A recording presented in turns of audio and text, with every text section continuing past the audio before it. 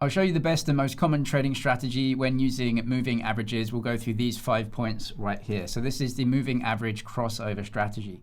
And what we're going to do is put two different moving averages on our chart. So on your trading view or your trading platform, go to your indicators, type in moving averages here. Simple moving average is fine, and click it twice to add two indicators. So we've got them in the top left. The crossover strategy is going to give us a trading signal. And as we know, moving averages simply take a moving average of the price and smooth out price movements. So the reason we have two is because you need a shorter time frame and a longer time frame moving average. So I've got 100 and 200 here. But what we want to do is find when the lower time frame moves across the higher time frame moving average. That shows us that the price action is moving in one direction short term, and that can give us a signal to actually trade in that direction. Choosing the time horizon of your chart and also the length of the moving averages is vitally important here, and it depends how you want to trade. If you choose very low time frames and short moving averages, you're going to get a lot of different signals. Many of those will be noise. If you move it up to higher time frames and longer moving averages, you'll get far fewer signals here, but they may have much higher hit rates. Let me show you the difference here. I'm on the weekly chart for this asset, which is Bitcoin. So each of these candlesticks represents 1 week. Now for my moving averages, go to settings, you can change everything here. I have a 50 period in white and a 100 period in yellow. That means that we're looking at 50 and 100 week moving averages. You can see I get one signal right here for this bull market, which is this. So I get one signal to go in, and that's it. And then I can choose my trade entries. Now, if I come down to something like a daily chart, you will also see I get much more in terms of signals here and potential entries, but potentially more noise.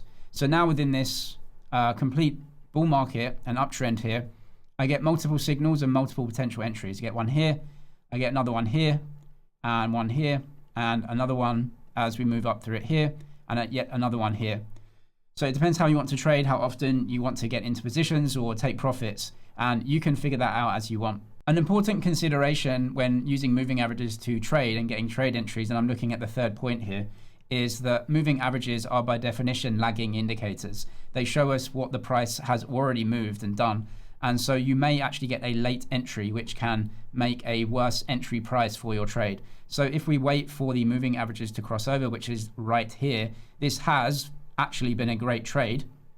However, you've missed out on potentially a lot of profit in the trade or just a better price for your entry by not going in earlier and actually waiting for that crossover. So our consideration is to actually look at the price of the asset itself and to figure out, is it trending as well? So you had a low here, a higher low, and you seem to have some consolidation where sellers aren't forcing the price lower. And so if you're looking at the 50 period moving average here, you can see that it's starting to move higher and it's starting to move into this right here. And so you can potentially take trades earlier if you want and not wait for the crossover. But again, that's up to the individual. Now getting to the trade entries and the risk management of these trades, the first thing to do is to look at the natural volatility of the asset that you're trading. So over a few week period, I'm looking at the weekly chart here. So I would expect my trades to be open for a number of weeks or even months. So you're looking at the kind of average volatility of the asset over that time frame. For something like Bitcoin, normal volatility over a few months could be 20 or 30%. So you could get a big move and it could be that. And so you have to figure out if you're entering a trade, a short-term trade, where do you want to take your stop loss? And where do you want to just get out of the trade because maybe the price action is going in the complete opposite direction to where you were thinking. You can also do this for other assets. This is gold right here. So again, if you're looking for some sort of trade entry where the 50 period or the 100 period in this case moves above the longer term moving average, what's the natural volatility of gold? Far less. So for this, you're looking at 12 to 13% move. So you want to give your trade the correct amount of breathing room. For whichever asset that you're looking at, look at the normal volatility of that over time. You can use another indicator to look at the volatility, something like ATR, which is average true range. This just shows you the dollar volatility of the asset that you're looking at. So you can see right here during this crossover, the volatility of Bitcoin was around $2,000 to $3,000 per week. Now put that on a price of 20,000. You're looking at a, let's say 10 and give it maybe a bit more, so 15% natural volatility. So if you're looking to put a stop loss into your trades and actually get into trades, then you have to give at least that amount of volatility to your trades. So let's say we get in right on this crossover, and this is already a big move. So the volatility is increasing here.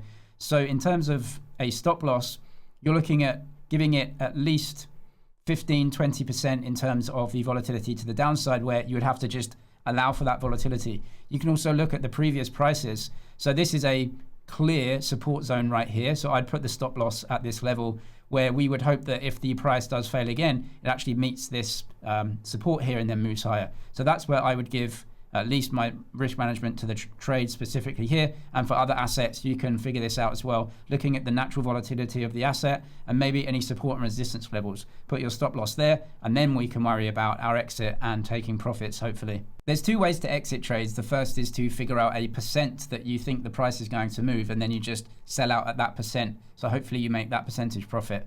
The other is to ride the trade with a trailing stop loss, so that you can just trail the price upwards, and then the trade will actually automatically get out at a certain point if the price falls again. So the first one, choosing a certain percentage profit. You have to look at the market and what it's doing and where the price is. If the price is low in comparison to previous all-time highs and previous prices, as the market moves up again, for the most part, it's going to find previous resistance levels. So you can look back in the chart. There's obviously a resistance level around here where the price broke down a bit. And then, of course, previous all-time highs will always be levels of resistance. So you can just choose those prices and sell where the resistance meets, because the likelihood is the price will meet resistance there and fall back. So you can join those traders in selling. That is one way. So for example, if we got in around this price, then we could simply use our long and short position tool to figure out where we want to take profits, either at previous resistance levels or at previous all-time highs, or at some arbitrary level that you actually want to take profits and say, that would be good for me. So you can figure that out just like this. Now, this works for other assets as well. So for example, with gold here, we had a crossover here that we could take a position. So again, what we would do is use the long and short position tool. Maybe you want to go in around this price where you actually get the crossover. Not the best of entries, right? And that's another issue with waiting for the lagging indicators. But you would have to put your stop loss at some arbitrary level where you reached the low last time. And then because you were below all-time highs, maybe you think that the market will move up somewhere near those or to some resistance level. And so you could put that in. This doesn't appear to be as good a trade as the Bitcoin trade was with the risk-reward ratio, but you can figure out where you would want to take profits. And you know your max loss down here if the price really moves against you. If you're not worried about taking profits at arbitrary price levels and you just want to let the price ride higher because you think the uptrend may continue, then you could use a trailing stop loss. And this follows the price upwards but not downwards and gets you out of your trade. The downside of a trailing stop loss is that you can get stopped out of your trade with a little bit of volatility, and then the price can reverse against you and go higher still. But if you're using a trailing stop loss, then you've basically locked in profits. A trailing stop loss is a sell order. So let's say that we've gone long here. Trailing stop loss is a sell order which trails the price upwards by a certain percentage delta or difference, right? So let's say the price is here and you're willing to sell 5% lower than that. If the price moves immediately down by 5%, you sell because your sell order doesn't change. But if the price moves up, then you continue to trail it by that 5%. Now, if the price moves higher and higher and higher, then you and your sell order goes higher as well. And if we move down again, then obviously you sell. So the way to put a trailing stop loss in is to go to your trading system, something like Kraken or many others. I'll leave some links below to the exchanges I use. You can get some great deposit and trading bonuses on those exchanges via those links. But if you've gone long, this crossover, you then put a sell order in, you choose trailing stop. I've got tutorial videos for all the platforms I use. I'll link them below as well. Trailing stop, and you can see the trading offset, let's say 5%. So you trail the price upwards, making profits. If the price moves down, you don't move and you sell out your trade for a profit. There are issues with this trading strategy, of course, just like any other trading strategy. You get false signals, and so you can go into trades. They then reverse the other way and you lose your trade. You can also trade out of the trade very early. So for example, here, if we got into this trade with gold and then the price moved up, let's say 20%, we would have taken our profits and being very happy with that. The price moved a lot higher after that, and so we would have missed out on that. That's trading short term, and so I do recommend buying, holding, and investing in assets as well. I'll leave my crypto course down below if you want to know how to do that, with 300 videos on how to invest and trade, and the links to the exchanges I use down there as well. I'm James, this is Money DG. Cheers for watching, and I'll see you in the next one.